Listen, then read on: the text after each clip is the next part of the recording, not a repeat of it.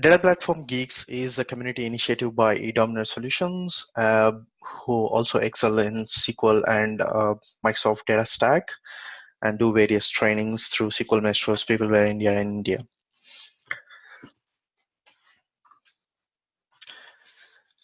Data Platform Geeks also hosts an annual conference called Data Platform Summit. This is the 4th edition of the conference. Last 3 years were a huge success. So we'll be doing this 4th edition in August from 9th to 11th, and there'll be pre-conference trainings on 7th and 8th. This conference will happen in Bangalore. It's a 3-day conference and also 2 days of pre-conference trainings before that. There'll be more than 100 sessions with 50 plus speakers from all around the world, which includes MCMs and industry experts and MVPs, and also Microsoft product team members from Redmond. It's a 100% learning event. It's a must attend if you're really serious about Microsoft Data Stack and also open source. So this is the core team behind Data Platform Geeks. Amit Bansal, the founder and president. Myself, Manohar Punna, I'm the vice president. Avnish Panchal, Prince Rastogi, Sandeep Pani, Yogeshwar Pul, and Shurbi Agarwal are the regional mentors and also help in organizing Data Platform Geeks events and are the main people behind the whole community. eDominer Teams also helps us in maintaining the website and also help us in organizing the events. As a community, Data Platform Geeks is the Asia's largest data platform community. If you are joining this webinar, you would already be part of this this dataplatformgeeks.com. If you are not, please do go ahead and register because there's a lot of content in terms of blogs, labs, and some videos. We'll also be adding a lot of resources in terms of the free events that happen in India. So all the resources will be added to this site, and all of this is up for grab for free once you register at dataplatformgeeks.com. Also, there'll be a lot of information about the summit and who will be speaking, and those kind of information will be available to you once you register at dataplatformgeeks.com. Also join the fastest growing SQL group. This is the largest SQL group on Facebook, the SQL Geeks. It's the Data Platform Geeks Facebook group. So if you have any questions or anything that you want to post about data platform stack or even open source, there are a lot of experts on this group and will be able to answer your questions. So coming to today's topic, Anupama Natarajan is a community enthusiast and a data professional from New Zealand. So over to you, Anupama. Thanks, Manu. Just share my screen.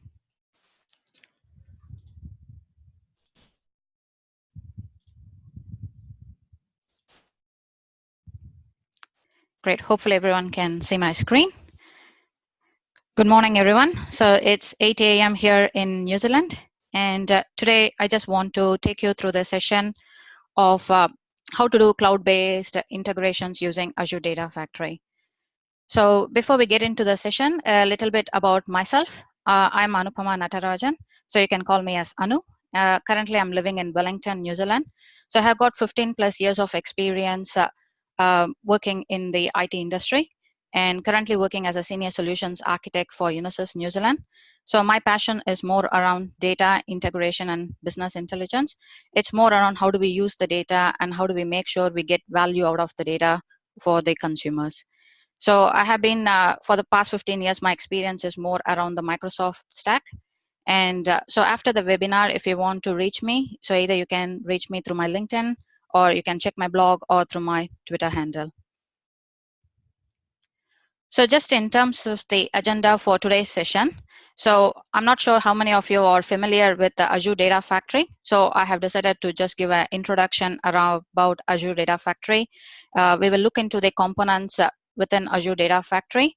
And currently the version of Azure Data Factory is V2 preview.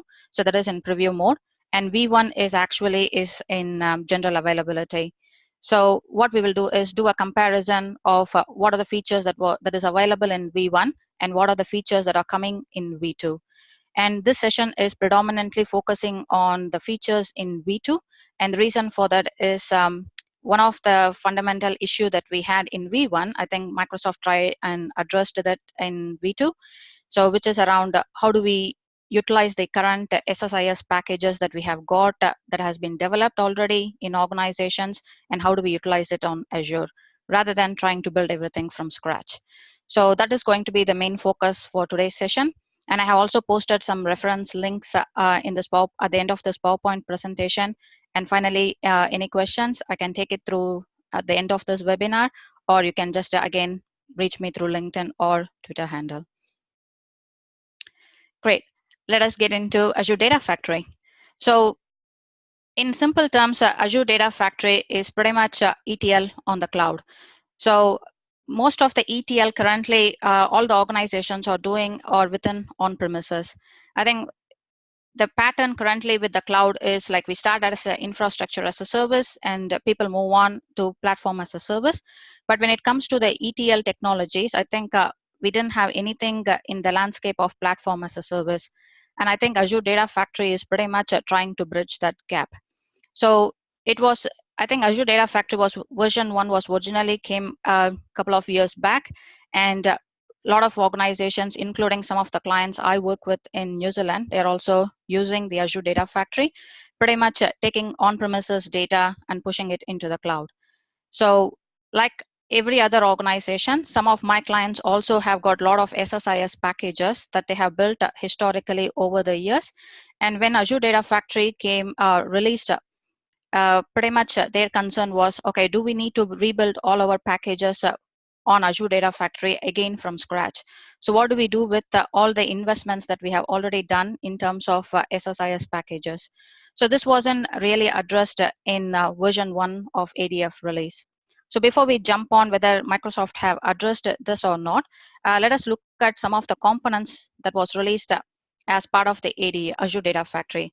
So the components I'm discussing here is pretty much available in version 1 as well as it is available in version 2. So ADF is basically the Microsoft Unified Platform for ETL and ELT loads. ETL stands for extract, transform, and load, and ELT is extract, load, and transform. So the key components within ADF is pretty much pipelines, activities, data sets, and linked services. So pipelines are nothing but a collection of activities. So in simple terms, if I want to explain this, if you have familiar with ETL loads, is basically you are moving the data from one database to another database. So that you will call as a single activity. Then you may do some transformation using a store procedure or something that you may call that as another activity. So a pipeline will be a collection of one-to-many activities. So then the next concept is around data sets. So data sets is pretty much contains the inputs and output schema. So for instance, you may have an input data set which says this is the table and these are the columns and these are the data types associated with those columns. And similarly, you can say an output, you can create an output data set. Again, this is the table name and these are the columns and the data types associated with that. So that's pretty much what data sets are. And finally, linked services. So this is pretty much your connection information, or in a nutshell, you can call it as connection strings. So linked services pretty much will know how to establish a connection to a particular database. And then from on, data sets take into account of the schema of the inputs and outputs. And finally, pipelines, when they execute, it will be executing a collection of activities. So that these things comprise of the core components of Azure Data Factory, irrespective of whether it's V1 or V2. So what is the real difference between V1 and V2, and why did Microsoft worked on enhancing Azure Data Factory into a V2 version? So let us go through this in terms of their feature set as listed. So the data sets, in terms of data sets, it's pretty much the same what we have got in V1, but in V2 what we have got is something called as availability schedules, which was available in V1. They have totally removed that in V2. And I can pretty much understand this because I have been using Azure Data Factory V1 for the past few months. And one of the problem or maybe difficulty I had was around scheduling. And the scheduling is pretty much dependent on this availability, setting the availability sets in the data sets. So I'll explain what the problem is once we look through the other features, but assume like there was a current problem and that they have eliminated it in V2.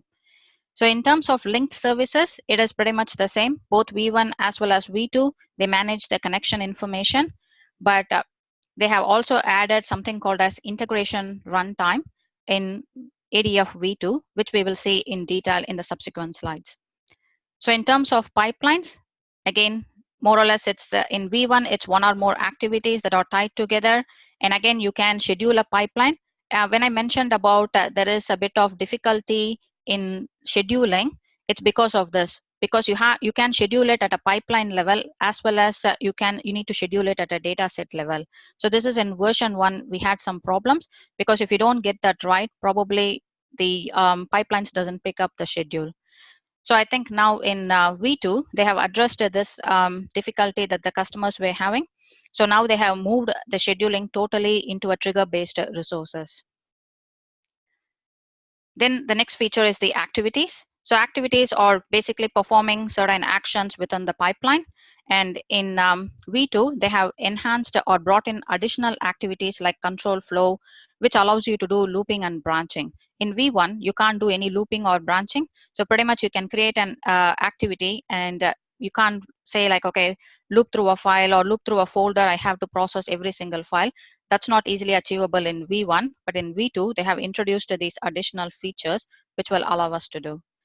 So in terms of data movement, so this is establishing connectivity between your on-premises and the cloud. So in V1, we had something called as data management gateway.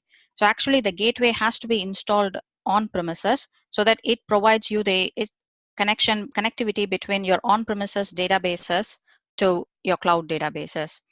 But in version 2, a DMG, which is the data management gateway, is now called as integration runtime.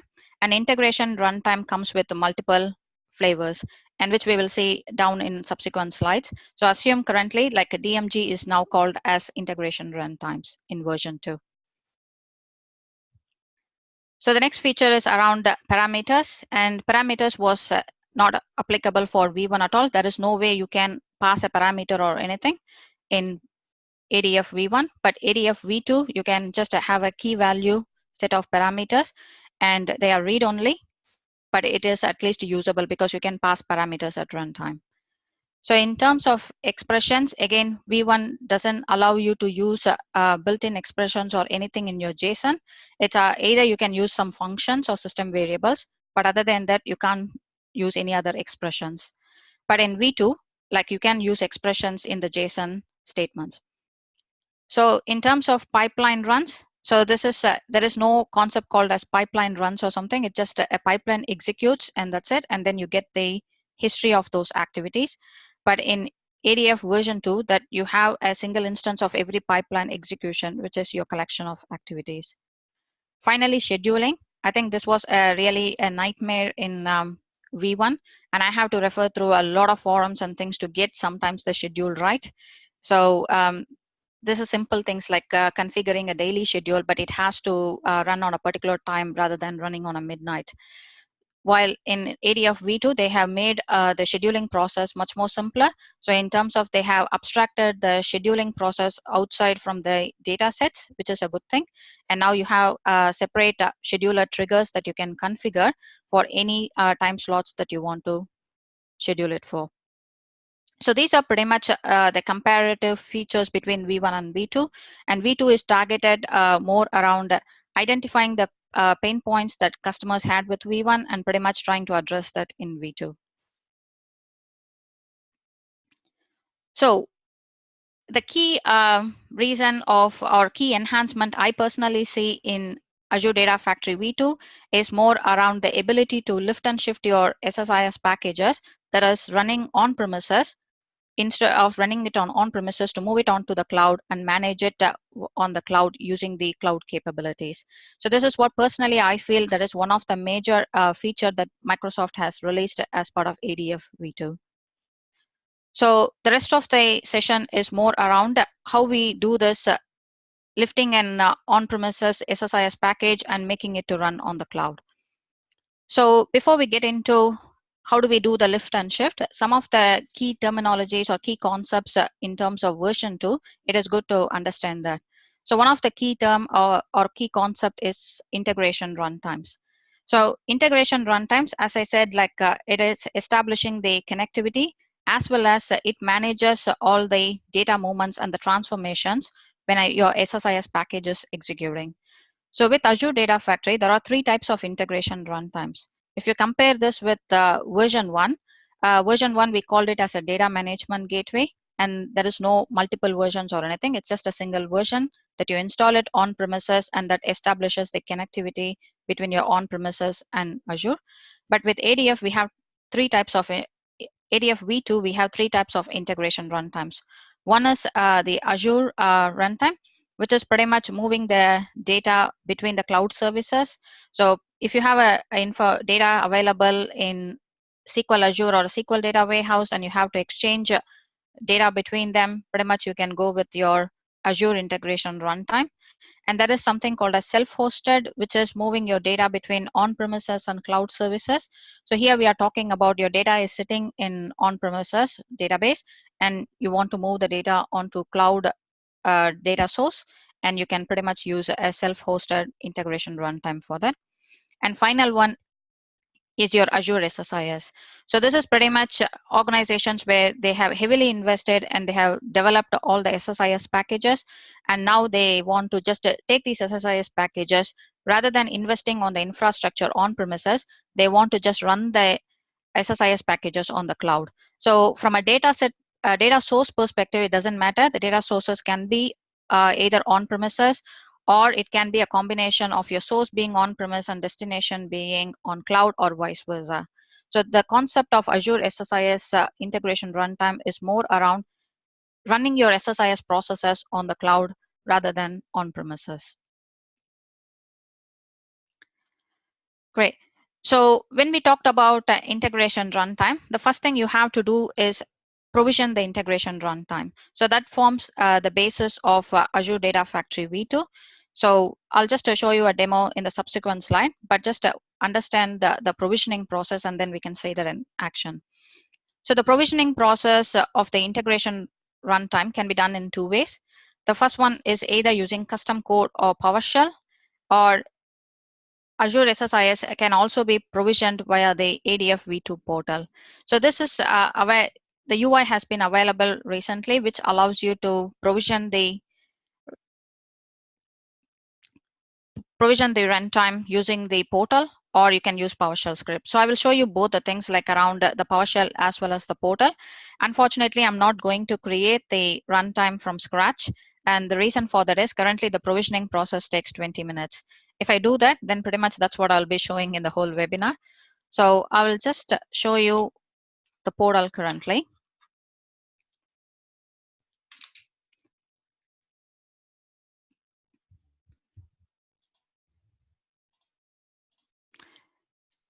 Great, hopefully I can see my screen. And so what I have got here is pretty much my Azure portal, and I have created a resource group specifically for DPG. Okay, so within the resource group, I have got a series of resources that I have already created. So one is my Azure Data Factory. So this is my version 2 of the Azure Data Factory that I have created. And one thing to notice, v2 is in preview mode. So if people who haven't tried Azure Data Factory before, pretty much you can go and search for Azure Data Factory.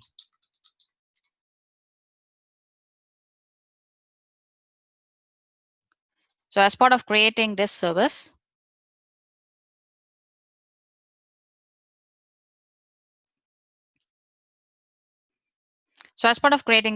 what you can notice here is you can give a name as usual, select your subscription and the resource group under which you want to create the data factory. So as you notice here, as I said, there are 2 versions currently available. The v1 version that you can use in your production scenarios, while v2 is still in preview. But if you want to give a try, nothing wrong in giving a try with v2. So I have created a similar one based on v2, and that's what you'll be seeing under the DPG resource group here. So this is your Azure Data Factory version 2 that I have created. So this is the first process of creating a Azure Data Factory. And once you create the Azure Data Factory, the next thing is you have to create your integration runtime. So how did I get into this? Is basically you can get into, click on your Azure Data Factory. As soon as you click on author and monitor, so this is the icon here. So you get into this portal, and this will allow you to do the other things around creating a pipeline, or you can start building the copy data, which is moving the data from one source to the another destination. Or the next option is configuring your SSIS integration runtime. So because this session, we are focusing around moving SSIS package from running on premises to running on Azure. So what I have really done is you have to just pretty much configure an integration runtime first. So as I told you, it will take 20 minutes for us to configure. So I'll briefly show you the settings, and I'll show you the integration runtime that I have already created through this process. So as usual, you give a name and a description. Because it already knows you are creating an SSIS integration runtime, the type gets pre-populated, and the location. So these are the current locations that are available where you can run the integration runtime. So you can't, there is no other locations in terms of like either Asia, or if you look at from an Asia Pacific perspective, we don't have anything here yet. So finally, the node sizes. So depending on the number of packages and the performance that you need, you can pick a particular node size that will cater for your environment. And that's it. So once you finish that, you can hit on next, and pretty much it will start provisioning the integration runtime. So one of the question is why it takes 20 to 30 minutes to provision the integration runtime. So the current response from Microsoft is like they are working on tweaking the performance of the integration runtime, and they are looking at reducing the time rather than 20 minutes, much more negligible. But it is good to understand what happens as part of provisioning the integration runtime. So pretty much as part of provisioning the runtime, what you get to see is it provisions a SSIS DB database. So this is pretty, I have connected to my demo SQL Server, which is sitting on the cloud. As I showed you, it was under my DPG resource group. And once you create the integration runtime, what it basically does is it provisions the SSIS DB database, and along with that, you can see the SSIS DB catalog. So these are the two things that gets done as part of the integration runtime provisioning process. And why it takes this much time currently to do that, not sure.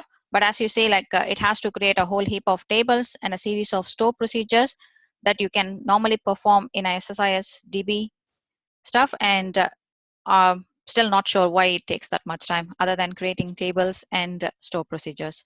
But watch that space, because they are working on tweaking the time a bit. Great. Getting back to our slides. So we looked at the provisioning method. So basically you can provision your integration runtime through the Azure Portal. So what I didn't show you is around how do you provision it using PowerShell. So if you take quickly look at this script, just zoom a bit. Okay, so if you look at this script, so this is pretty much out of the box available on the Microsoft website, and I have put the URL for this script is available in the references section of this PowerPoint presentation. So you pretty much plug in your subscription name, resource group name, what is the data factory name that you have provisioned already, and what you need as your integration runtime name. And once you fill in these details, the one key thing to remember is before you can provision an integration runtime, make sure that you have a SQL Server running on cloud. Because as I said, integration runtime, it's going to create your SSIS DB and the catalog, and it has to be created under a SQL Server instance. So make sure like that gets created first before you go and initiate a integration gateway. But as I said, as part of creating your integration gateway, it will also ask you for those connection details. So pretty much you won't forget that, you will remember that you need to provide those details. So this is a simple PowerShell script. So if you don't like the graphical user interface, pretty much you can use this PowerShell script, and you can provision the integration gateway, the integration runtime in the same way how we saw it on the portal. Again, if I run using PowerShell, whether it will be quicker? No, it still takes the 20 to 30 minutes time to provision the integration runtime. Okay, let us get back to the slides. So we looked at how do we provision the integration runtime. Okay, so the next thing is more around what are the key steps to deploy an SSIS package to Azure. So you need to create a data factory, which we saw. Then you have to create an Azure SSIS integration runtime, which we saw there are two ways of doing that. One is through PowerShell, or you can do it through the cloud portal. So the next thing you have to do is starting the integration runtime. As part of provisioning itself, the cloud provider will start the integration runtime. So then finally, you have to deploy the SSIS packages and schedule your ADF loads. Great. So what I'm going to show you currently is we will look at an SSIS package currently and look at what are the various ways how you can deploy the SSIS packages onto the cloud. And probably we can also look at execution and the scheduling of them. So first thing is around deployment. So before we jump into the deployment, I just want to show a sample SSIS package which I have got.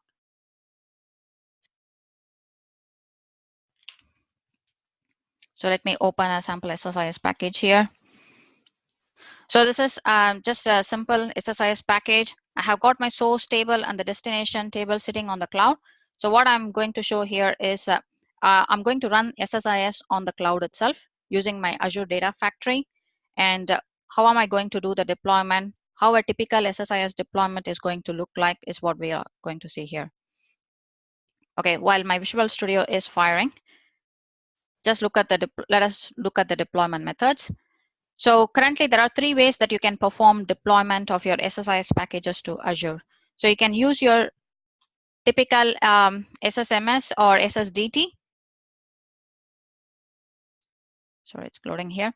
So you can use your typical SSMS or SSDT using the integration services deployment wizard. You can still deploy directly onto Azure, or you can use your command line interface, or finally you can use your T-SQL scripts. So this is pretty much calling the SSIS DB store procedures to say like, okay, do the deployment of my package into the SSIS catalog. So I think I have got my package coming here.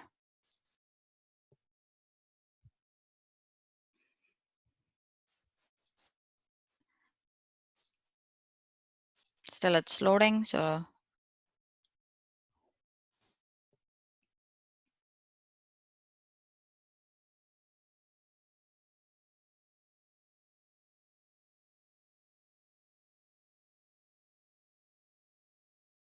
sorry for the delay because I think I had some issues with keeping the VS open since this morning. So I had to close it and reopen it every time.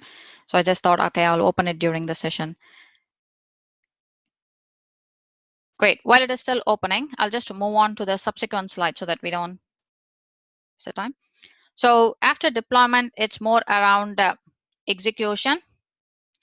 So again, execution can be done in three ways. So your execution can be done, how can I execute a package? You can either use your SSMS, SQL Server Management Studio, or you can use your DTX EXE from a command line perspective, or again, you can use your SSIS DB store procedures using T-SQL, and you can execute your packages. So I think it's back again. Great. So what I have got here is a simple package. It moves data from one source table to another destination table, and both the databases are sitting on Azure. And so this is a package that has been developed locally on my Visual Studio.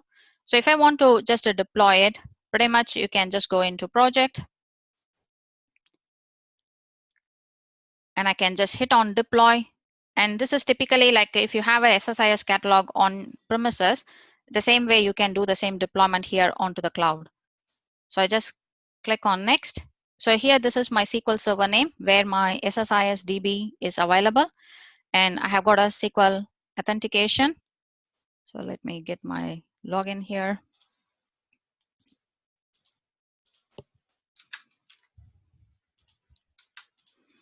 and my password.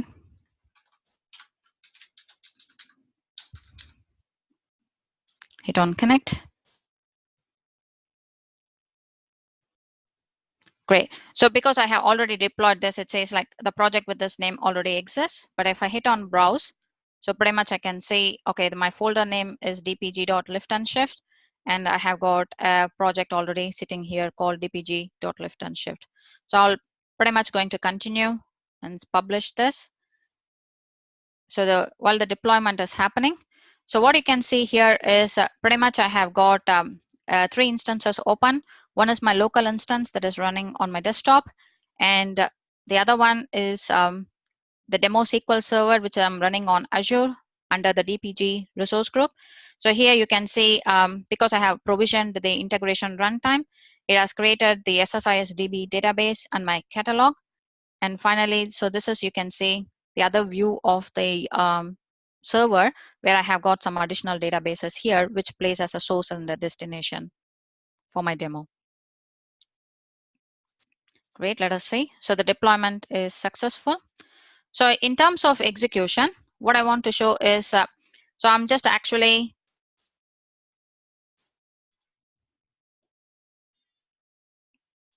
so this table is currently empty. So this is the table I'm trying to populate from another sales.orders table. So if you look at here, I have a sales.orders table from my DPG demo, and I want to move the data into my worldwide importers sales.orders table. So this table has got a whole heap of records. And if you want to just simply run it from here, just we can prove the fact that we can connect to the cloud sources. So I'm just hitting on run.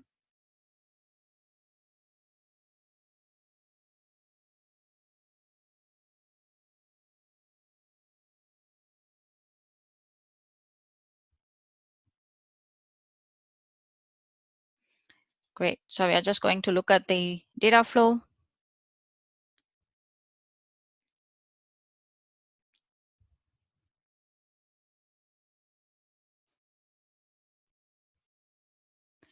Great. So now it has started, and we'll be start getting data from the source pumping into the destination tables. So while that is happening, then we can pretty much try and query here. So as you can see, like the data is getting loaded as the loading is happening here. So pretty much it will wrap up soon. Great. So it's done.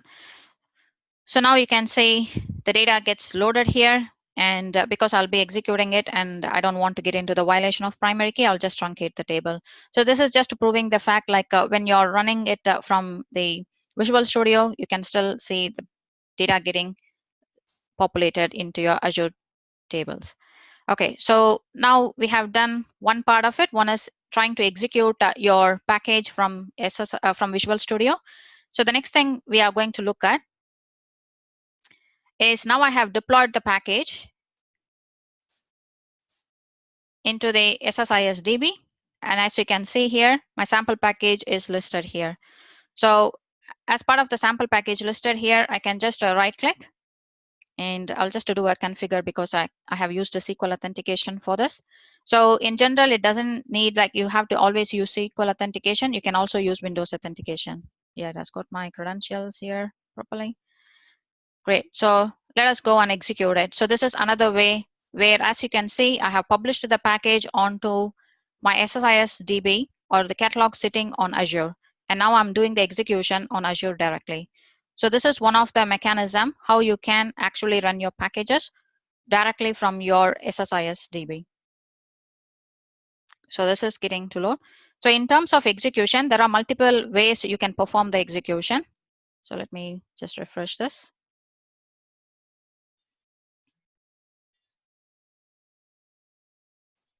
So it is currently running.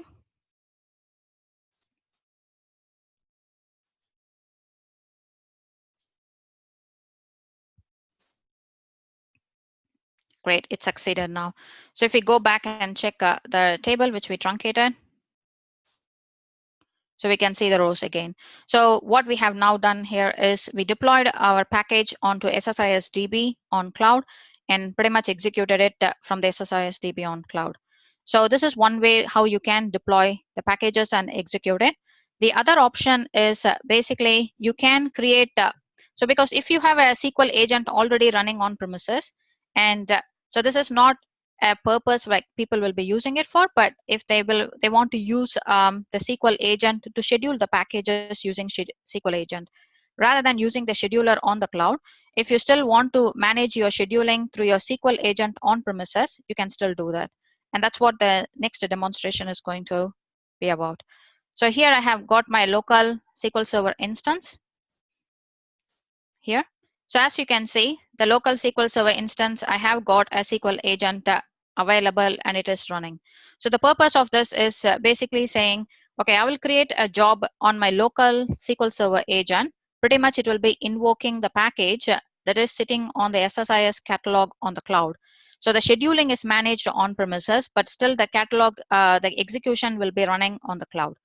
So if you look at here, typically we have to just create, there is a series of steps you need to do because you are going to execute a package on the cloud.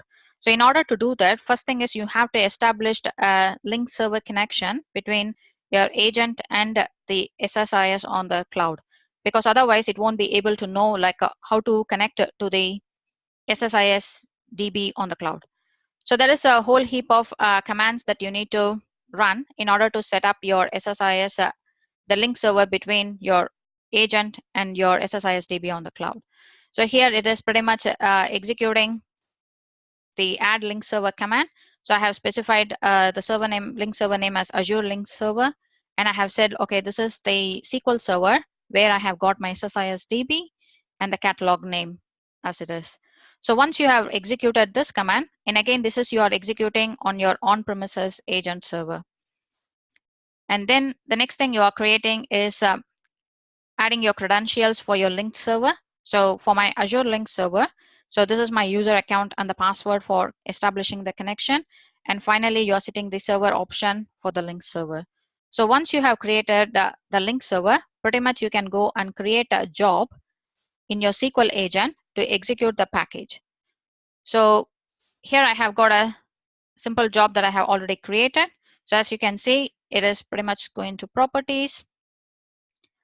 So I have got a step called load data. And if I pretty much open the command for load data here, so what you can see is just a series of T-SQL statements that I am calling here as part of my job. So these T-SQL statements is calling the store procedures within the SSIS DB sitting on my Azure.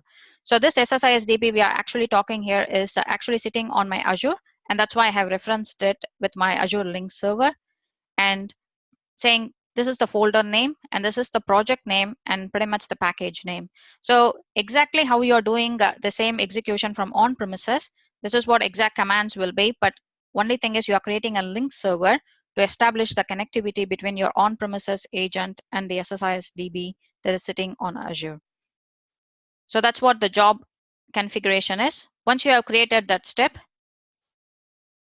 pretty much you can just say, and let me truncate it because otherwise we'll get into a failure. Great. So I'm going to run this job now.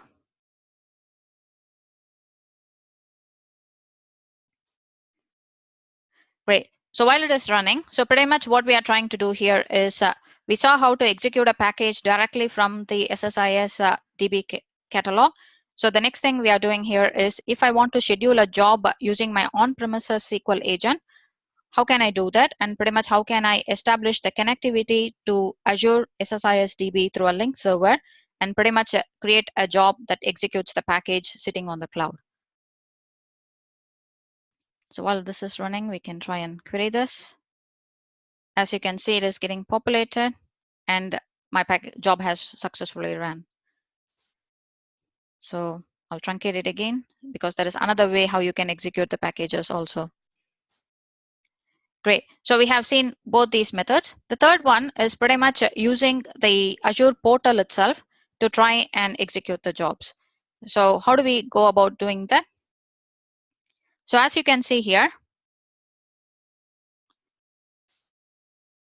so these are the tabs I'm navigating. One is the overview. So this is the overview tab through which we created, if you want to create an SSIS integration runtime, you can do that from here.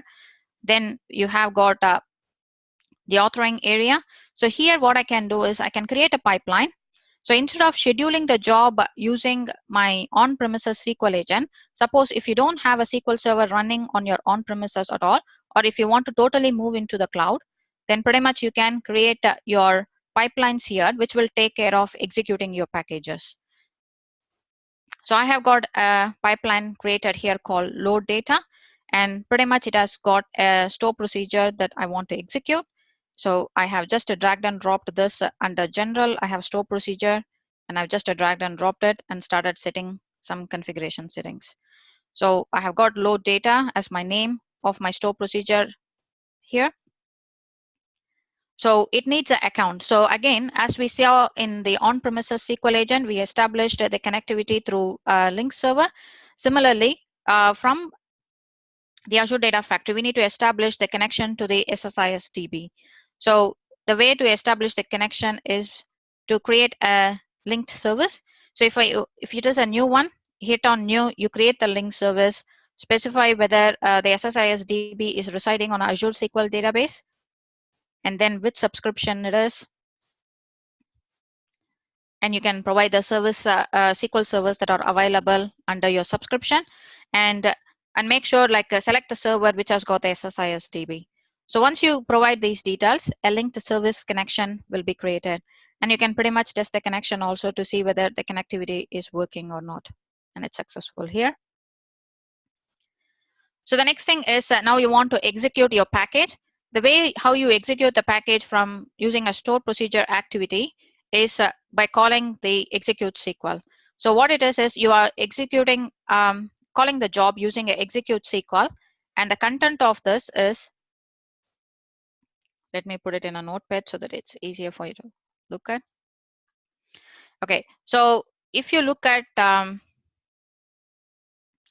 it's the same set of parameters what we are giving here. So if you looked at the previous SQL agent job, exactly we are calling the same store procedures under the SSIS DB catalog, and we are checking for the status. If the status is not equal to 7, then probably we are saying your package execution didn't succeed, and if it is not, then it is successful. So that's what pretty much you are configuring here. So it's pretty much a parameter that you're passing. This is a SQL statement I want to execute as part of running this store procedure, and nothing else other than that I have configured. So now you can validate it and can issue a test run. So this will now invoke the load data. And as you see here, you can see the outcome of that. This is the job is in progress, and it auto refreshes every 20 seconds. So it is still empty. When it starts running, it will start populating it.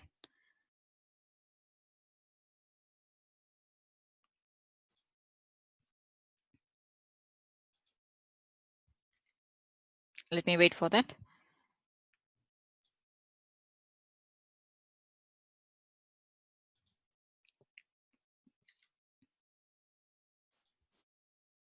Great. As you can see, it is starting to populate the data.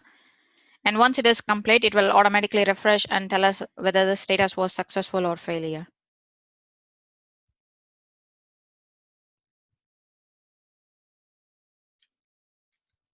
So it should refresh now soon. Great. So the load data is succeeded now. So as you can see, the status got updated, and pretty much now we have got the data load completed. So this is another way of how you can schedule the packages or schedule the packages to execute on cloud. So there are 3 ways that we can do that. One is you can execute directly from your SSIS DB catalog on the cloud. The second option is if you have an on-premises SQL agent and if you want to utilize it, you can pretty much create your jobs and schedule it from there.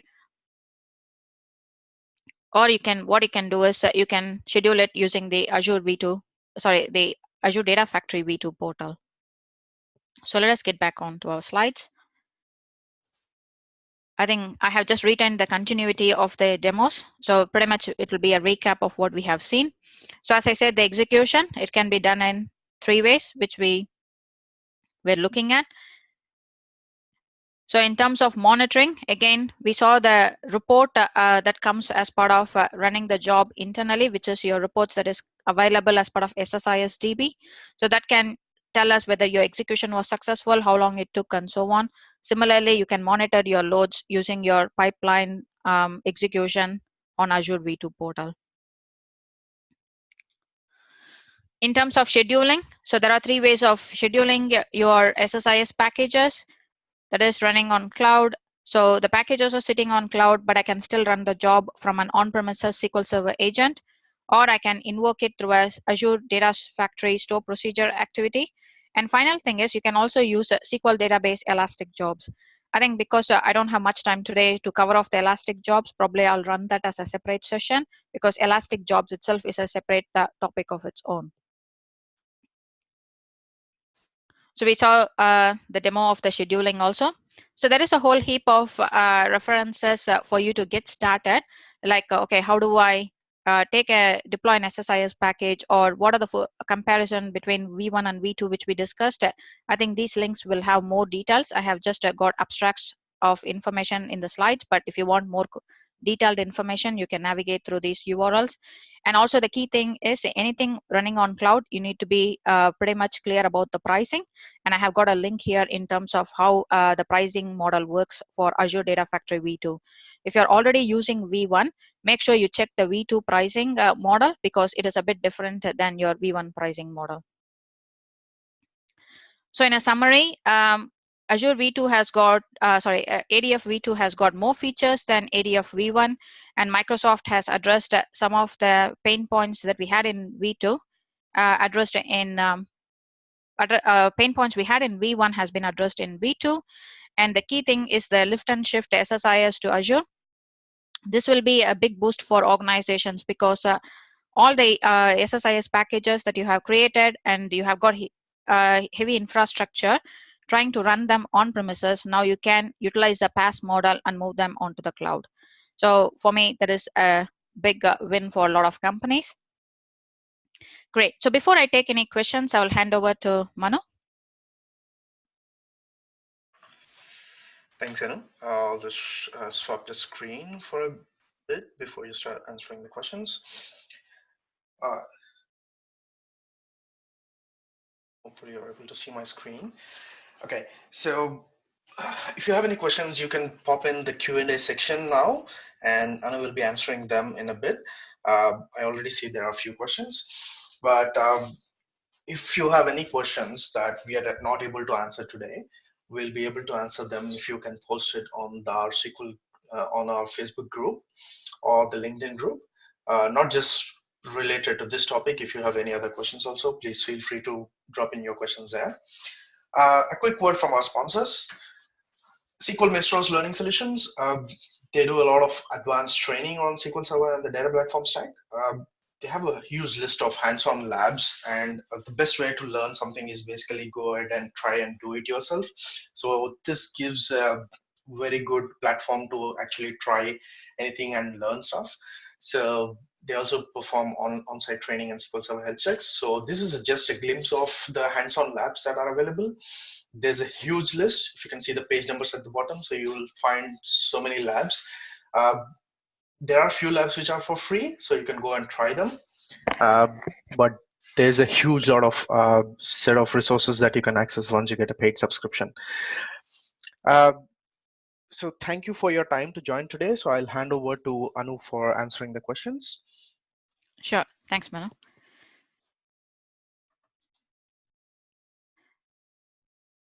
Could you please, I think it's around, could you please explain the availability schedule in V1?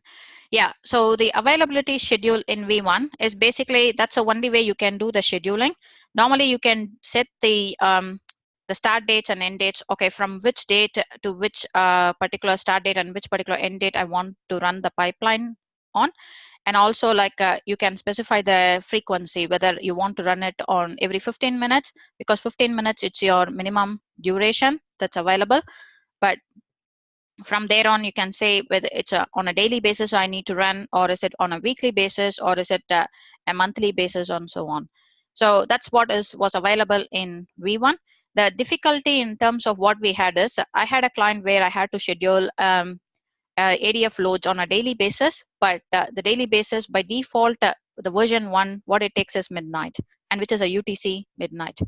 But I want to pretty much change that duration and say like, okay, it has to be 8 p.m. New Zealand time or something. I have to change the frequency in that fashion. And I have to, in order to do that, I have to make it in 2 places. One is I have to do it at a pipeline level, saying like, okay, the availability should be around 8 p.m. New Zealand time, as well as I have to go and do that at a individual data set level. And which was a problem because if you want to change the timings of your availability at the data set level, you can't just edit your data set. You have to clone them with a different name, and then you have to delete it and recreate it again. So that's the really a painful process. And now with V2, they have put the scheduling as a separate thing in terms of scheduling triggers. So it's no longer attached to your data sets. So hope that answered the question. Which version of SQL Server supports this deployment methods? Okay, so if you have SSIS packages, and I'm thinking this is in relation to SSIS packages. So if you have packages from SSIS 2008 onwards, irrespective of whether it's a package deployment model or project deployment model, you can just take them from running on premises to cloud. So as part of you deploying it onto the cloud, it will if it is a package deployment model, it will convert it into a project deployment model before it puts it into the cloud. Because as you saw, I have showed only the SSIS DB database and the catalog integration services catalog. So we don't have a file system or anything where it copies the file. So pretty much even if you have a package deployment model, it will convert the packages into a project deployment model and execute it. And yeah, so pretty much that's from 2008 onwards, it is supported. I think I have got one more question in the chat window, if I get that correct. Great. For provisioning, do we need to have a SQL Server VM hosted on Azure or just a SQL DB? Okay, so this is for provisioning, we need a SQL Server, not just a database, because the provisioning is actually provisioning the SSIS DB database and the catalog. So what you need is a SQL Server, and that SQL Server can be either on a VM on Azure, or it can be like a Azure SQL Server, like a PaaS solution. But definitely you need a SQL Server. It can be either of them, doesn't matter. So I think those are the 3 questions I have got on the chat window as well as in the Q&A. So is there any other questions? Great. Thank you, Anu, for your time today. It was a wonderful session. Thank you, everyone, for attending. So if you have any more further questions, please do feel free to go ahead and post the questions on the SQL Geeks. And great, thanks, Manu, and thanks for Data Platform Geeks for providing me the opportunity to present on this topic. And yeah, I think there is one more question. Yes, I was just about to say that. Okay, so is there any tool available to check all SSIS servers, DB, and packages are in sync? Not at this stage currently, but I'm thinking this question is more in relation to the topic we are talking here, like Azure Data Factory V2 and stuff. If that's the case, it's not, because as you know, it's still in the preview stage. So we need to look at the tooling capability. Even the portal that you are looking at, where I showed you only the SSIS lift and shift option, but you can also create the ETL pipelines using the portal itself. That tooling itself got released only last month. So watch the space for any additional tooling that is coming out of Microsoft. It's too early, and I don't have any visibility of that yet.